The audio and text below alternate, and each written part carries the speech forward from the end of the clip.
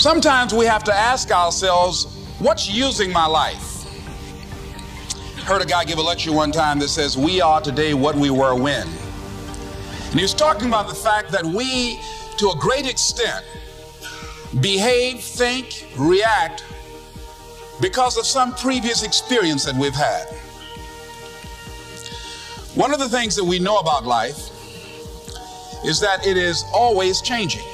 Sometimes you're up, sometimes you're down. Sometimes things go real well, and sometimes they don't. Sometimes you're happy, and sometimes you're sad. Now that's that thing called life. And when we begin to understand and know that, accepting that reality that we will never ever have things just on an even keel all the time, that you're going to have some ups and you're going to have some downs, but during those down moments, that's where the growth takes place. That's where the work is. Anybody can feel good when they have their health, their bills are paid, they have happy relationships, business is successful. Anybody could be positive then. Anybody can have a larger vision then. Anybody can have faith under those kinds of circumstances. Am I correct? See, but the real challenge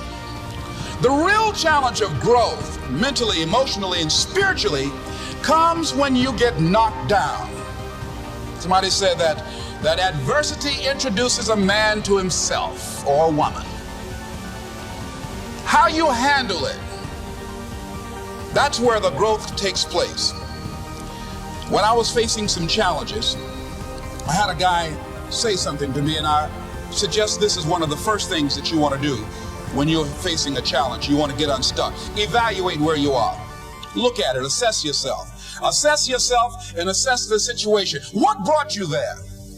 What role did you play? Earl Nightingale had a saying I like. He said, all of us are self-made, but only the successful will admit it. What has brought you to this point? What did you learn from it? Are you learning anything, or are you doing it over and over and over again? Somebody said that insanity is doing the same thing in the same way, expecting a different outcome. Are you going through it, or are you growing through it? Are you bigger and better because of it? Because it's not going to leave you until you grow through it. I was going through a major challenge in my life that was wearing me out, that was using me. Well, you see, your mind is you know, when you go into a service station to get gas, you don't go in there and just start pumping. When you push the lever up, it clears the previous bill. By the same token, if you want to begin to move, you've got to clear your mind of all the unnecessary luggage and baggage that's weighing us down. I couldn't move, I couldn't think about what am I going to do to get out of this situation, because I was so concerned about what happened and what he did to me and how bad it was. I was so stuck in that I couldn't even focus on what I should have done. Feeling sorry for myself and angry, none of that was taking me anywhere. So pretty soon I learned through effort, made a conscious, deliberate, determined effort. I had to let it go. I had to forgive it.